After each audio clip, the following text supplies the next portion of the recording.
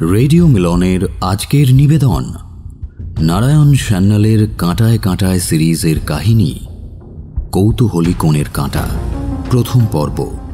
গল্পটি ভালো লেগে থাকলে অবশ্যই লাইক এবং শেয়ার করবেন এবং আরও নতুন নতুন গল্প শোনার জন্য সাবস্ক্রাইব করতে ভুলবেন না আমাদের অফিসিয়াল ইউটিউব চ্যানেল রেডিও মিলন 90.4 FM। লেখক কন্যা শ্রীমতী মৌ সান্যালকে জানাই আন্তরিক কৃতজ্ঞতা আমাদের এই প্রচেষ্টায় পাশে থাকার জন্য। শুরু হচ্ছে নারায়ণ সান্যালের কাঁটায় কাঁটায় সিরিজের কাহিনী কৌতূহলী কোণের কাঁটা, প্রথম পর্ব, প্রথম ভাগ।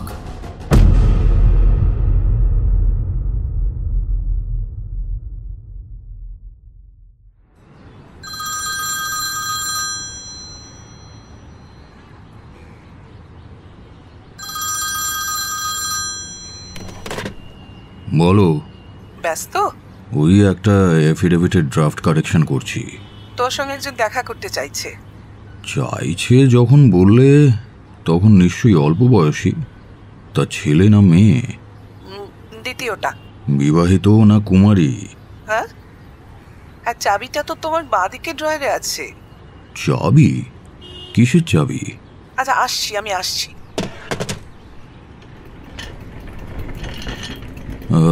চাবির কথা কি বলছিলে তখন?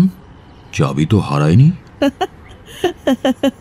একে ব্যারিস্টার, তাই গোয়েন্দা। চাবির রহস্যটা ধরতে পারলে না? আরে সাক্ষাৎ প্রার্থিনী আমার সামনেই বসে আছে। তার নাকের ডগায় বসে কোন আক্কেলে বলি, শুধু বিবাহিতা নয়, সদ্য বিয়ের জল পাওয়া কনে। অষ্টমঙ্গলা পার হয়েছে কি হয়নি? হ্যাঁ, তা কিভাবে এই সিদ্ধান্তে এলে শুনি? ওটা বোঝা যায়, বোঝানো যায় না। তবু রাতে ভালো ঘুম হয়নি, মুখটা ফুলো ফুলো।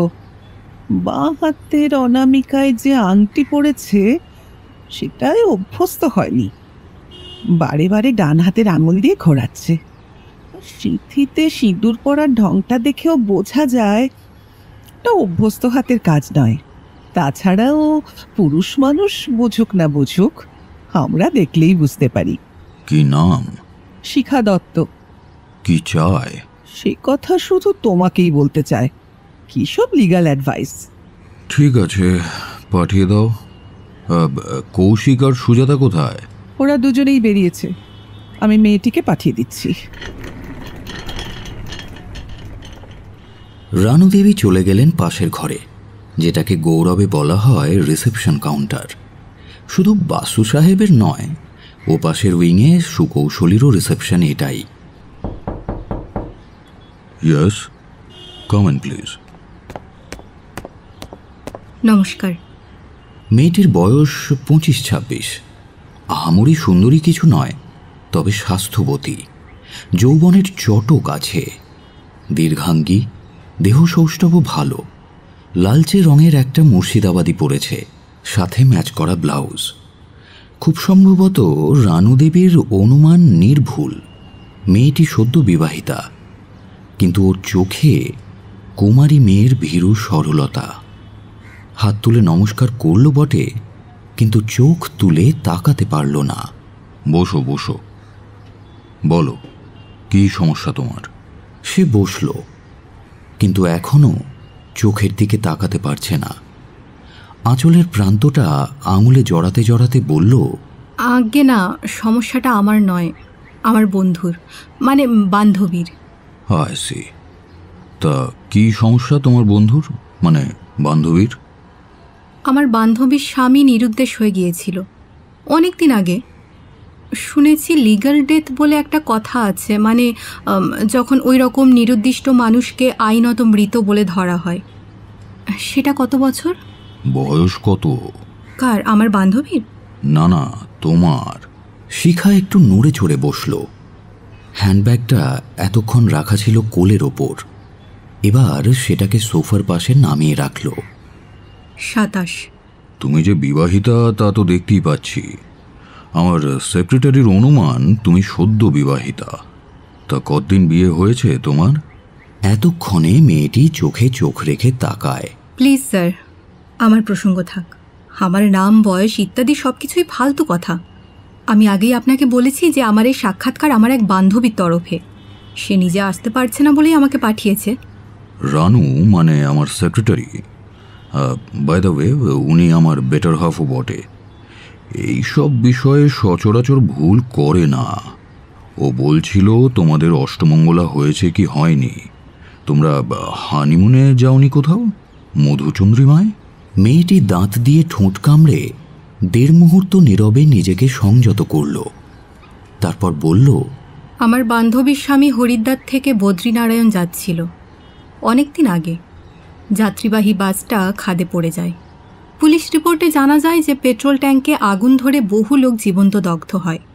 বহু যাত্রীর দেহ শনাক্ত করা যায়নি, কিন্তু যাত্রীর তালিকায় মানে অফিসে যে টিকিট বিক্রি হয়েছিল তার কাউন্টার ফাইলে আমার বান্ধবীর স্বামীর নাম ছিল। তারপর আর তাকে কেউ দেখেনি। কতদিন আগে? বছর 7। তাই 7 বছরের মধ্যে ওই নিখোঁজ ব্যক্তির জীবিত থাকার কোনো প্রমাণ পাওয়া যায়নি? মানে কেউ তাকে কখনো দেখেনি বা তার চিঠি টিঠি পায়নি? না। তোমার বিয়ে হয়েছে কবে? প্লিজ স্যার, আমাকে রেহাই দিন। আপনাকে বারবার একই কথা শোনাতে আমারই বিরক্ত লাগছে, আপনারও নিশ্চয়ই তাই। আবার বলি, আমি এসেছি আমার বান্ধবীর তরফে। আমার মনে হচ্ছে নিখোঁজ ব্যক্তির কিছু জীবন বীমা করা ছিল, আর তার স্ত্রী ইন্স্যুরেন্স কোম্পানির কাছ থেকে টাকাটা আদায় করতে পারছে না, যেহেতু সে ডেথ সার্টিফিকেট দেখাতে পারছে না। তাই কি? আগে হ্যাঁ, তাই। সেটাও একটা সমস্যা। একটা সমস্যা?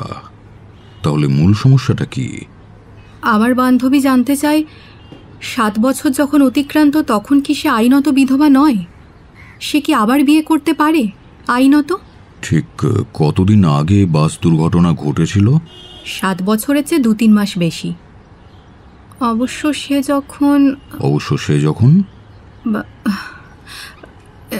যখন এই নতুন ছেলেটির সঙ্গে পরিচিত হয়, মানে যাকে সে এখন বিবাহ করতে চাইছে, অর্থাৎ সে যদি আইনত বিধবা হয়। তোমার বান্ধবীর আর কোনো কিছু জিজ্ঞাসা নেই? আছে, মানে সে একটা আইনি শব্দের প্রকৃত অর্থটা জানতে চায়, আমাকে জেনে যেতে বলেছে। আইনি শব্দ? অবশ্য নিছক কৌতূহল। কি শব্দ শুনি? কর্পাস ডেলিক্টি। কথাটার মানে কি? তোমার বান্ধবী হঠাৎ ওই ল্যাটিন শব্দের অর্থ জানতে কৌতূহলী হলেন কেন? না, মানে আসলে সে জানতে চেয়েছে এটা কি আইনের নির্দেশ যে হত্যাপরাধে কাউকে অপরাধী হিসেবে চিহ্নিত করতে হলে মৃত ব্যক্তির মৃতদেহের অস্তিত্বটা প্রসিকিউশনকে প্রমাণ করতে হবে। সেটাই বা তোমার বান্ধবী জানতে চাইছেন কেন? একটা গোয়েন্দা গল্পে তাই লেখা হয়েছে। বুঝলাম। তার মানে এটাই দাঁড়াচ্ছে যে তোমার বান্ধবী চাইছেন তার মৃত স্বামীর দেহের অস্তিত্বটা প্রমাণ হোক, যাতে 1 নম্বর তিনি ইনশিওর করা টাকাটা আদায় করতে পারেন, 2 নম্বর তার সদ্য পরিচিত প্রাণীপ্রার্থীর সঙ্গে বিবাহ বন্ধনে আবদ্ধ হতে পারেন, এবং একই সঙ্গে তোমার বান্ধবী চাইছেন যেন তার নিরুদ্দিষ্ট স্বামীর মৃতদেহের অস্তিত্ব পুলিশে না প্রমাণ করতে পারে, কারণ সেক্ষেত্রে তার বিরুদ্ধে স্বামী হত্যার মামলা দায়ের করা যেতে পারে। মুদ্রা ব্যাপারে এই তো। এইসব কি বলছেন আপনি? কর্পাস ডেলিক্টি কথাটার মানে তো সে জানতে চেয়েছে একাডেমিক্যালি, মানে একটা গোয়েন্দা গল্পে। থামো থামো, আমার চুলগুলো এমনি এমনি পাকেনি। একটা কথা বুঝিয়ে বলো তো, তোমার বান্ধবী কি আমার স্ত্রীর মতো হুইল চেয়ার ব্যবহার করেন? তিনি কি প্রতিবন্ধী? না, তা হতে যাবে কেন? তাহলে তাকে বলো আমার সেক্রেটারির সঙ্গে টেলিফোনে একটা অ্যাপয়েন্টমেন্ট করে নিজেই চলে আসতে। দেখো শিখা, কর্পাস ডেলিক্টি শব্দের অর্থ তোমার বান্ধবীর না জানলেও তার কোনো ক্ষতি নেই, কিন্তু প্রতিটি মানুষের জানা উচিত যে ডাক্তারের কাছে রোগের উপসর্গ এবং সলিসিটরের কাছে সত্য ঘটনা গোপন করতে নেই। তার সমস্যার কথা তিনিই যেন স্বয়ং এসে আমাকে জানান। কিন্তু কেন? আমি তার প্রতিনিধি, তার তরফে আমি জানতে এসেছি, সেই আমাকে পাঠিয়েছে। এক্ষেত্রে তো ক্লায়েন্টের নামধাম না জেনে আমি কাউকে লিগ্যাল অ্যাডভাইস দিই না। তোমার বান্ধবী ইনভ্যালিড নন, এ কথা তুমিই বলছো। আশা করি তিনি পর্দানুসীনও নন। তাকে স্বয়ং আসতে বলো। মেয়েটি কি একটা কথা বলতে গেল, কিন্তু বলল না। হঠাৎ উঠে দাঁড়ালো। তার মুখ চোখ লাল হয়ে উঠেছে। অপমান, অভিমান না উত্তেজনায় ঠিক বোঝা গেল না। কোনো কথা না বলে গটগট করে এগিয়ে গেল দরজার দিকে। বাসু সাহেবের মুখের হাসিটা তখনও মিলিয়ে যায়নি। তিনি প্রতি মুহূর্তেই আশা করছিলেন মেয়েটির সুবুদ্ধি হবে, সে থমকে দাঁড়াবে, ফিরে আসবে। কিন্তু তা সে এলো না। একবার পেছন ফিরে পর্যন্ত তাকালো না। মাথা খাড়া রেখেই ঘর ছেড়ে সে বেরিয়ে গেল। বাসু সাহেবের মুখের হাসি মিলিয়ে গিয়েছে। বিষণ্ণভাবে তিনি আপন মনেই মাথা নাড়লেন। দুহাতের কনুই গ্লাস টপ টেবিলে রেখে দুহাতে মুখটা ঢাকলেন একবার। কি হলো, এত তাড়াতাড়ি শিখা চলে গেল যে?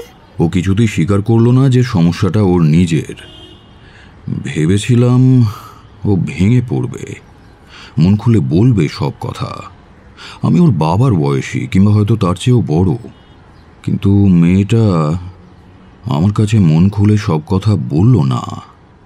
ভারী জেদি মেয়ে, আত্মসম্মান জ্ঞানটাও প্রখর। আরে ও যে বিয়ের কোণে এখনো অন্তত সেটুকু স্বীকার করেছে। না, কেন করবে? সমস্যাটা যে ওর বান্ধবীর। ওর কথা যতবার তুলতে গেলাম ততবারই বাধা দিল। ওর নাম যে শিখা দত্ত নয় এটা আমি নিশ্চিত। ও নাম ভাঁড়িয়ে এসেছিল কিছু আইনের ব্যাখ্যা জেনে নিতে। ভেবেছিল সেইটুকু হাতিয়ার দখলে পেলে ও নিজেই ওর প্রথম পক্ষের স্বামীর সঙ্গে লড়তে পারবে। হ্যাঁ, কিন্তু ওভাবে কোনো ক্লায়েন্টকে আমি তো আর অন্ধকারে ঢিল ছুঁড়তে দিতে পারি না। মেয়েটা শুনল না সেই কথা। রানু, ওর প্রথম পক্ষের স্বামী ও বলেছে? ও বলবে কেন? সেটা তো এখন সূর্যোদয়ের মতো স্বয়ং প্রকাশ। 7 বছর আগে ওর প্রথম পক্ষের স্বামী একটা বাস অ্যাক্সিডেন্টে মারা যায়, অন্তত এটাই ওর ধারণা ছিল। সেই বিশ্বাসে ও 7 বছরের বৈধব্য জীবন অতিক্রম করে বোধ করি ভালোবেসে সম্প্রতি বিয়ে করেছে। আর তারপরেই জানতে পেরেছে যে ওর প্রথম পক্ষের স্বামী এখনো জীবিত। এসব কথা সে বলেনি? কিছুই বলেনি, এসবই আমার অনুমান। ও তো শুধু ওর বান্ধবীর কথা শোনাতে এসেছিল। আচ্ছা আচ্ছা, তুমি যা অনুমান করছো তার ফলে কি হবে? তা কেমন করে জানবো রানু?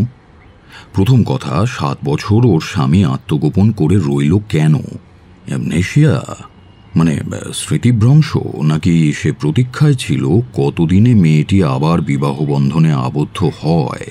কারণ তারপর থেকেই সে তার ব্ল্যাকমেলিংয়ের খেলাটা শুরু করতে পারবে। কিসের ব্ল্যাকমেলিং? বাহ, প্রথম স্বামী জীবিত আছে এটা প্রমাণিত হলেই তো তার দ্বিতীয় বিবাহ অসিদ্ধ।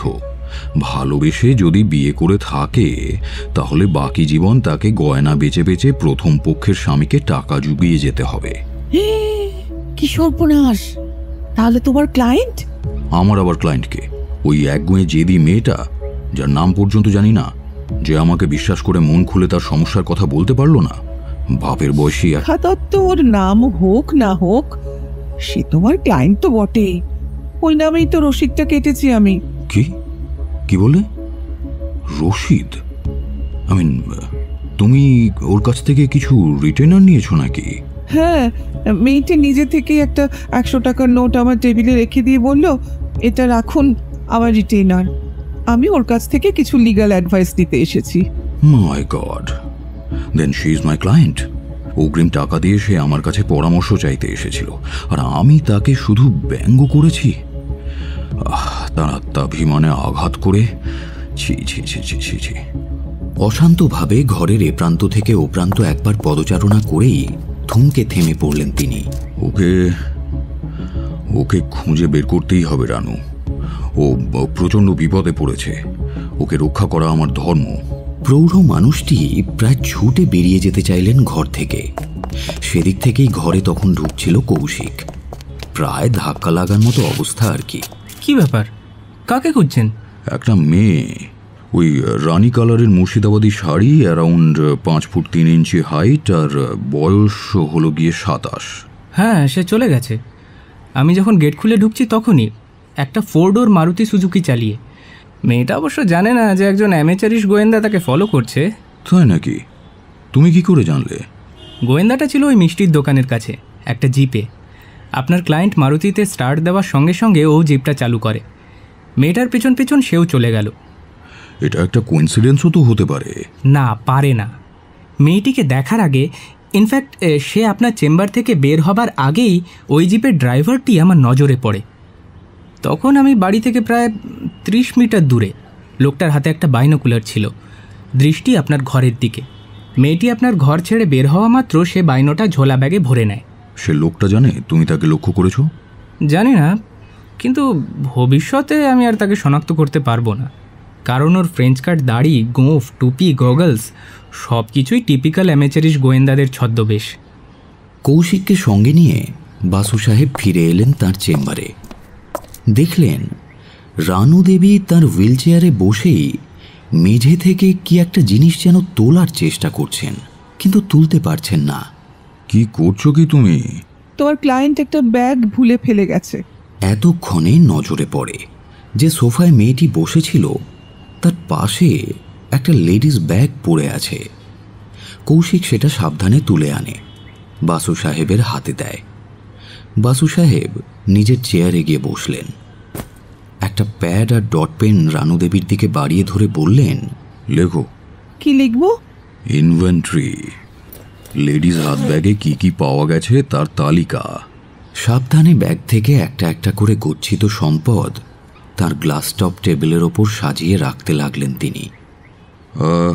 একটা লেস বসানো লেডিস রুমাল, একটা পার্স, তাতে নোট আর খুচরোয় মিলিয়ে 272 টাকা 80 পয়সা, লিপস্টিক একটা কম্প্যাক্ট, একটা ওষুধের শিশি, ভেতরে সাদা রঙের ট্যাবলেট, ওষুধের নাম ইপ্রাল, একটা বড় হাতলওয়ালা চিরুনি, টেলিগ্রামের একটা খাম, টেলিগ্রামের প্রাপক সি রায়, 21-1 বেণীমাধব সরকার লেন।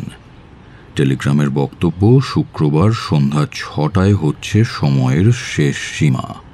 কমলেশ। আজ কি বার? আজই তো শুক্রবার। বাসু সাহেব আবার ব্যাগের ভেতরে হাত চালিয়ে দেন। তোয়ালে জড়ানো ভারী কি একটা জিনিস ব্যাগের তলা থেকে উদ্ধার করে আনেন। তারপর সাবধানে তোয়ালের পাক খুললেন। দেখো কাণ্ড। কি সর্বনাশ! তার হাতে একটা ঝকঝকে ছোট্ট রিভলভার। লিখে নাও .32 ক্যালিবারের কোল্ট অটোমেটিক, নাম্বার 3759621। ম্যাগাজিন চেম্বারে 6টা স্টিল জ্যাকেট বুলেট, ব্যারেল সাফ, বারুদের কোনো গন্ধ নেই। 6টা বুলেটই তাজা। প্রতিটি বস্তু নিজেই রুমাল দিয়ে সাফ করে, অর্থাৎ আঙুলের ছাপ মুছে আবার ভরে রাখলেন তিনি। শুধু টেলিগ্রামখানা ভরে নিলেন নিজের পকেটে। রিভলভার নিয়ে ঘুরছে কেন? খুনি বলে যখন আশঙ্কা করা যাচ্ছে না, তখন নিশ্চয়ই আত্মরক্ষার্থে। কলকাতা শহরে কেউ আত্মরক্ষার্থে রিভলভার নিয়ে ঘোরাফেরা করে না। তাহলে বোধহয় টিফিন বাক্স নিতে গিয়ে ভুল করে রিভলভারটা ব্যাগে ভরে ফেলেছিল। রসিকতা থাক, রিভলভার নিয়ে ঘোরাফেরা করার নিশ্চয়ই কোনো হেতু আছে। মেয়েটি জানে যে তার সামনে প্রচন্ড বিপদ আসতে পারে। ঠিক আছে, তুমি বরং দেখো তো মেয়েটির রেজিস্টারে নিজের নাম ঠিকানা কি লিখেছে। নাম ধামোজা লিখেছে, তা হলো শিখা দত্ত, 132 নসিরাম পতিতুণ্ড, সেকেন্ড পাইলেট। কৌশিক, চেনো শিখা দত্তকে? আরে না রে বাপু, কলকাতা শহরে নসিরাম পতিতুণ্ডের নামে কোনো রাস্তা না। বইয়ের র্যাক থেকে কলকাতা শহরের পথনির্দেশিকা দেখে নিয়ে কৌশিক বলল, সেকেন্ড বাইলেন তো দূরস্থ, ও নামে তো কোনো রাস্তাই নেই। অলরাইট, আমি একটু বেরোচ্ছি। এক ফোঁটা একটা মেয়ে এইভাবে তেজ দেখিয়ে বেরিয়ে যাবে, এটা আমি কিছুতেই মেনে নিতে পারছি না। ওকে খুঁজে বের করতেই হবে। 350 টাকার মায়ায় না হলেও ওই রিভলভারটার জন্য ওকে ফিরে আসতেই হবে। রানু দেবীর কথায় থমকে দাঁড়িয়ে পড়েন তিনি। আসবে না, আমি লিখে দিতে পারি। ভারী জেদি মেয়ে, ও জানে আমার চেম্বারে রিভলভারটা থাকাও যা, ব্যাংকের ভল্টে থাকাও তাই। কিন্তু হতভাগীটা তো একেবারে নিরস্ত্র হয়ে গেল। আপনি কোথায় যাবেন খোঁজ নিতে? সে কথা তোমাকে চিন্তা করতে হবে না। তুমি বরং লালবাজারে চলে যাও একবার আমার গাড়িটা নিয়ে। রবিকে ধরো, মানে রবি বোস, পুলিশ ইন্সপেক্টর। তার মাধ্যমে দেখো ওই রিভলভারটার লাইসেন্সই কে। ও হ্যাঁ, ভালো কথা, গাড়ি দুটোর নম্বর নোট করেছিলে নাকি? জিপের নম্বরটা টুকেছি, কিন্তু মারুতির নম্বরটা টোকনি, কারণ সেটাই আমার বিশেষ প্রয়োজন। কি আশ্চর্য, আপনি খামোখা রাগ করছেন। দুটো গাড়ি হুস করে বেরিয়ে গেল নাকের ডগা দিয়ে। ন্যাচারালি আমি শুধু পেছনের গাড়ির নম্বরটাই টুকে নেবার সুযোগ পেয়েছি। তাছাড়া আমি কেমন করে জানবো যে আপনি আপনার ক্লায়েন্টের নামধাম পর্যন্ত জানেন না? কৌশিকের দিকে একটা অগ্নিদৃষ্টি নিক্ষেপ করে হনহন করে বেরিয়ে গেলেন বাসু সাহেব। বাড়ির সামনেই একটা ট্যাক্সি দাঁড়িয়েছিল, পাড়ারই। বাসু সাহেব সেই দিকেই এগিয়ে গেলেন। এই যে, কি যেন নাম তোমার? রশিদ আলী সাহেব। হ্যাঁ, রশিদ। তো তুমি বেনিমাধব সরকার লেন চেনো? জি হ্যাঁ, কাছেই আছে। কেতনা নম্বর? 21-1। বাড়িটা থেকে কিছু দূরে ট্যাক্সিটা থামিও, আর অপেক্ষা করতে হবে। আমি ওদের জানাতে চাই না যে আমি ট্যাক্সি করে এসেছি, বুঝেছ? নাও ধরো, এটা তোমার মিটারের ওপর। পাড়ারই ট্যাক্সি। বাসু সাহেব ট্যাক্সি ড্রাইভারকে ভালো করেই চেনেন। সে কোনো উচ্চবাচ্য করল না, নোটখানা নিয়ে কপালে ঠেকিয়ে পকেটে রাখল।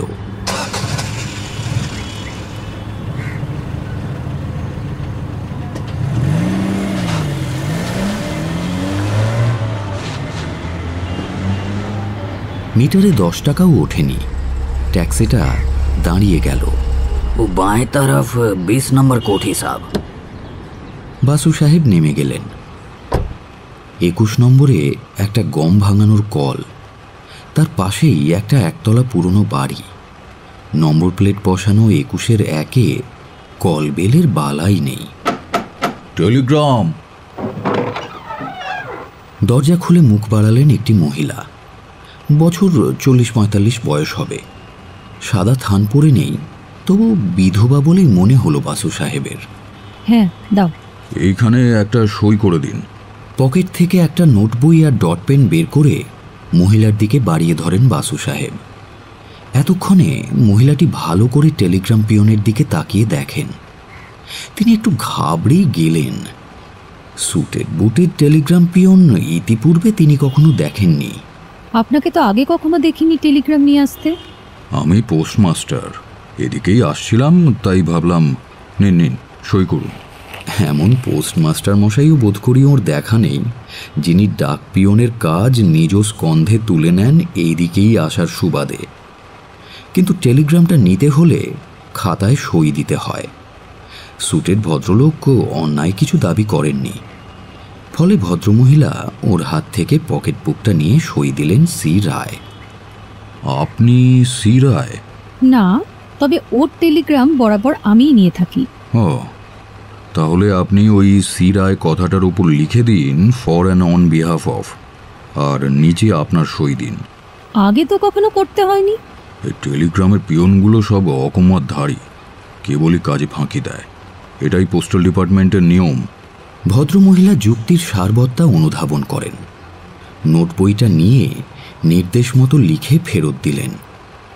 বাসু সাহেব দেখলেন তাতে লেখা রয়েছে সি রায়ের তরফে শুভ্রা চৌধুরী। এবার মহিলা টেলিগ্রামখানা গ্রহণ করতে হাতটা বাড়িয়ে দেন। বাসু সাহেব তার আগেই নোটবুক আর টেলিগ্রামখানা নিজের পকেটে ঢুকিয়ে দিয়েছেন। আপনার সঙ্গে কয়েকটা কথা ছিল শুভ্রা দেবী। ঘরে চলুন, রাস্তার ওপর দাঁড়িয়ে এসব আলোচনা করা ঠিক নয়। গটগট করে গলিপথটা অতিক্রম করে তিনি সামনের বৈঠকখানায় ঢুকে একখানা চেয়ার দখল করে জমিয়ে বসলেন। আসুন শুভ্রা দেবী, ভেতরে এসে ওখানে বসুন। আমি আপনার কাছ থেকে সি রায়ের বিষয়ে কিছু তথ্য জানতে এসেছি। ভদ্রমহিলাও ওর পেছন পেছন ঘরে ঢুকেছেন বটে, তবে বসেননি। আপনি আসলে কে বলুন তো? বাসু সাহেব হিপ পকেট থেকে টেলিগ্রামখানা আবার বের করলেন। সেটা শুভ্রা দেবীর নাকের ডগায় মেলে ধরে বললেন, লক্ষ্মী শুভ্রা দেবী, এটা একটা পুরনো টেলিগ্রাম। গতকাল সকালে এটা এই ঠিকানাতেই বিলি করা হয়। কেউ একজন সি রায়ের নাম দিয়ে সেটা গ্রহণ করেছে এখন মিসেস রায় অভিযোগ করছেন যে তার নাম ভাঁড়িয়ে কেউ তার টেলিগ্রাম হাতিয়ে নিচ্ছে। সেজন্যই এনকোয়ারিতে এসেছি আমি, টেলিগ্রাম পিয়নের কাজ ভাগ করে নিতে নয়। এখন বলুন, কাল সকালে আপনি কি এই টেলিগ্রামখানা সি রায়ের তরফে নেন?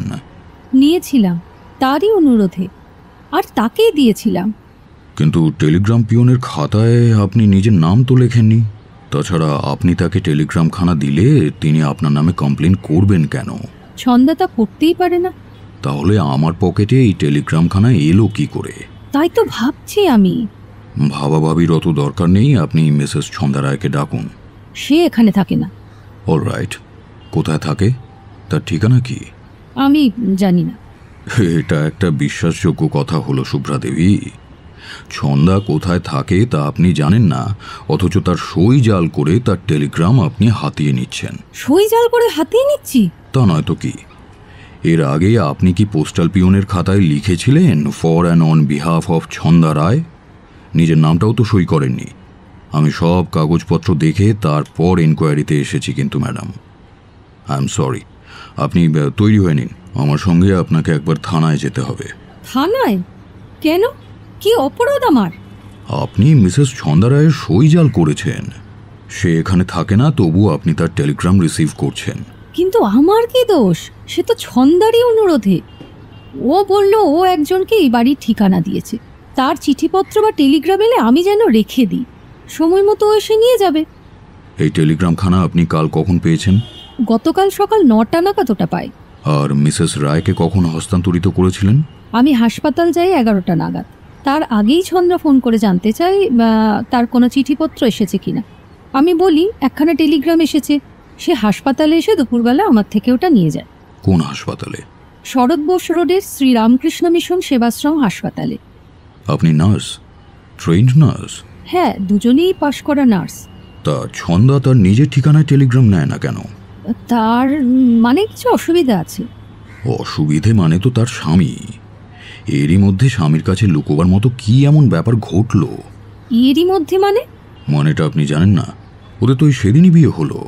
আপনি কেমন করে জানলেন? ছন্দা দেবী নিজেই এসেছিলেন পোস্ট অফিসে কমপ্লেন করতে। দেখেই মনে হলো সদ্য বিয়ের কোণে। তা কদিন বিয়ে হয়েছে ওর? দিন 10। ওর স্বামীর নাম কি? আমি জানি না। অলরাইট, ছন্দা রায় কোথায় থাকে তাও আপনি জানেন না, তার স্বামীর নাম কি তাও জানেন না, অথচ তার সইটা জাল করতে জানেন। তো আমার আর অত কথার দরকার কি? যা বলার থানায় গিয়েই বলবেন। মিসেস রায় কমপ্লেন করেছেন বলেই। ছন্দা আমার নামে কমপ্লেন করতেই পারে না। পারে না? তাহলে আমি এসেছি কেন? সেটাই তো তখন থেকে ভাবছি আমি। আমার মনে হয় আপনি পোস্ট অফিস থেকে আদৌ আসেননি, কায়দা করে ছন্দা সম্বন্ধে কিছু খোঁজ খবর নিতে এসেছে, তাই না? আপনি ঠিকই ধরেছেন শুভ্রা দেবী। আমি ডাক বিভাগের কেউ নই। আমি ছন্দার একজন শুভানুধ্যায়ী। কিন্তু ছন্দা নিজেই সে কথা জানে না। আমি জানতে পেরেছি ছন্দার একটা ভীষণ বিপদ ঘনিয়ে আসছে, কিন্তু সে কথা ওকে জানাতে পারছি না, ওর বর্তমান ঠিকানাটা জানি না বলে। আপনি কি আমাকে সাহায্য করবেন? আপনাকে ভীষণ চেনা চেনা লাগছে। আপনার ছবি আমি কোথাও দেখেছি। আপনি কি টিভি সিরিয়ালে অভিনয় করেন? না, সম্ভবত আপনি খবরের কাগজে আমার ছবি টবি দেখে থাকতে পারেন। এতক্ষণে চিনতে পেরেছি, আপনি ব্যারিস্টার পিকে বাসু। ঠিকই চিনেছেন। এবার নিশ্চয়ই বুঝতে পারছেন যে আমি ছন্দার শুভাকাঙ্ক্ষী। সব কথা খুলে বলুন তো এবার। বলবো স্যার, বলবো, সব কথাই বলবো, কিন্তু আগে বলুন আপনি কি খাবেন, চা না কফি? কি আশ্চর্য, আমি ট্যাক্সি দাঁড় করিয়ে এসেছি। তাছাড়া আরও অনেক কাজ রয়েছে আমার। সংক্ষেপে বলুন, ছন্দা রায় সম্বন্ধে আপনি কতটুকু কি জানেন? কেমন করে তার সন্ধান পেতে পারি? ছন্দা রায়ের ঠিকানা আমি সত্যিই জানি না, এমনকি তার স্বামীর নামটাও অজানা। আসলে বিয়েতে আমার আমন্ত্রণ ছিল না। সম্ভবত কলকাতাতেই রেজিস্ট্রি বিয়ে হয়েছে। তবে আমরা দুজনকে দীর্ঘ দিন ধরে চিনি।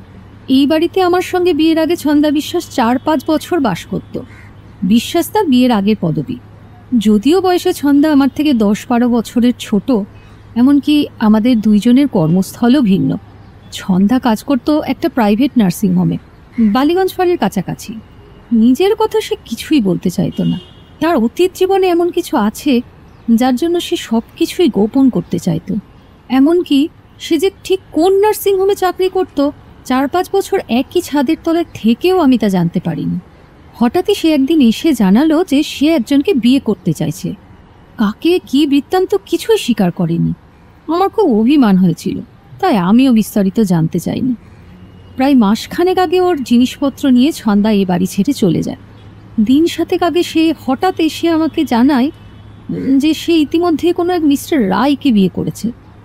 তার কিছু চিঠি অথবা টেলিগ্রাম এই ঠিকানায় আসবে, আমি যেন তা রিসিভ করে রাখি, সময় মতো সে এসে নিয়ে যাবে। তারপর প্রত্যেক দিন সকালেই ছন্দা একবার করে ফোন করে জেনে নিত তার কোনো চিঠিপত্র এসেছে কিনা। গতকালও সে ফোন করেছিল। শুনুন, আবার যদি সে ফোন করে তাহলে তাকে বলবেন আমার সঙ্গে যোগাযোগ করতে। আজ সকালেই সে এসেছিল আমার চেম্বারে, আর যাওয়ার সময় তার হ্যান্ডব্যাগটা ভুল করে ফেলে গেছে। ওই ব্যাগের ভেতরে অত্যন্ত দামি কিছু আছে। অত্যন্ত দামি কিছু? সেটা আপনাকে এই মুহূর্তে জানাতে পারছি না শুভ্রা দেবী, প্রফেশনাল এথিক্সে বাঁধছে। তবে ছন্দা নিশ্চয়ই এতক্ষণে সেটা টের পেয়েছে।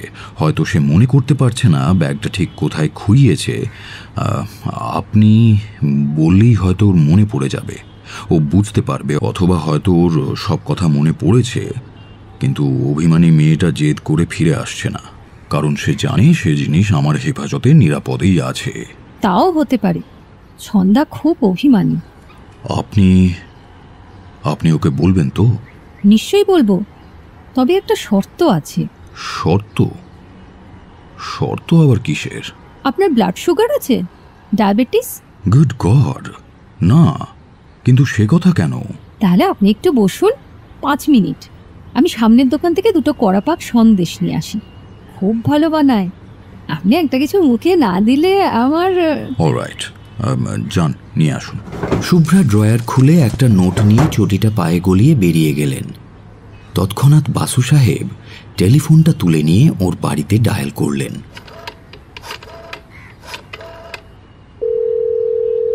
হ্যালো রানু, সুজাতা ফিরেছে? না। সুজাতা ফিরে এলেই বলবে বালিগঞ্জ ফাঁড়িতে চলে যেতে। কাছে পিঠে প্রতিটা নার্সিংহোমে গিয়ে সে যেন খোঁজ নেয় নার্স ছন্দা বিশ্বাস সেখানে কাজ করে কিনা। ইনফ্যাক্ট ছন্দা রায় মাসখানেক আগে বিশ্বাস পদবিতে ওই অঞ্চলের কোনো একটা নার্সিংহোমে কাজ করত, এখন করে না। তবে প্রশ্নটা ওইভাবে পেশ করাই শোভন। যদি কেউ বলে আগে এখানে কাজ করত এখন করে না, তখন যেন তার বর্তমান ঠিকানা সংগ্রহের নানা রকম চেষ্টা করে। বুঝলাম, কিন্তু নার্স ছন্দা রায়টিকে? যার হাত থেকে একখানা 100 টাকার নোট হাতিয়ে তুমি আমাকে দয়ে মজিয়েছ। আমি না, তুমি নিজে ওকে খুঁচিয়ে খুঁচিয়ে। Alright, I surrender. সব দোষ আমার। আরও নোট করে নাও। আমি ফোন করছি 21-1 বেনিমাধব সরকার লেন থেকে। এই নম্বরটা হচ্ছে 465322। মিনিট 10 পরে এখানে রিং করো। যিনি ধরবেন তার নাম শুভ্রা চৌধুরী। তাকে বলবে, তুমি যা হোক একটা নাম বলে নিজের পরিচয় দিও। শুভ্রা দেবীকে বলবে তুমি কমলেশের বান্ধবী, ছন্দা রায়ের জন্য একটা জরুরি খবর দিতে চাও। ছন্দা যেন তোমাকে ফোন করে। তারপর তোমার নম্বরটা শুভ্রাকে দিয়ে দিও। তারপর ছন্দা যখন ফোন করবে তখন তাকে নিজের আসল পরিচয় দিয়ে বলবে সে যেন আমার সঙ্গে যোগাযোগ করে। আর জানিও যে আমি নিজের ব্যবহারের জন্য দুঃখিত। বুঝলাম। আর কিছু? রিভলভারের লাইসেন্সের খোঁজ পাওয়া গেছে? না, এখনো না। কৌশিক কোনো ফোন করেনি এখনো। অলরাইট, আপাতত এ পর্যন্তই। জানালা দিয়ে দেখছি একজোড়া কড়া পাকের সন্দেশ আমার দিকে এগিয়ে আসছে। একজোড়া কড়া পাকের সন্দেশ? তার মানে? বাসু সাহেব নিঃশব্দে ধারক যন্ত্রে টেলিফোনটা নামিয়ে রাখলেন। পর মুহূর্তেই শুভ্রা ফিরে এলেন সন্দেশের প্যাকেট হাতে। পরবর্তী অংশ বিরতির পর।